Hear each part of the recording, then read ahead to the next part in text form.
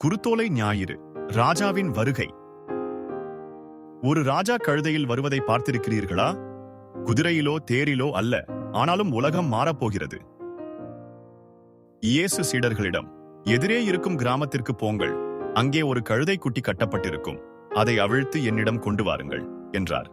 இது தீர்க்க தரிசனம் நிறைவேறும் நேரம். மக்கள் ஓடி வந்தார்கள், தங்கள் ஆடைகளை விரித்தார்கள், குருத்தோலைகளை அசைத்தார்கள். ஓசன்னா, கர்த்தரின் நாமத்தில் வருகிறவர் ஆசீர்வதிக்கப்பட்டவர் என்று ஆர்ப்பரித்தார்கள்.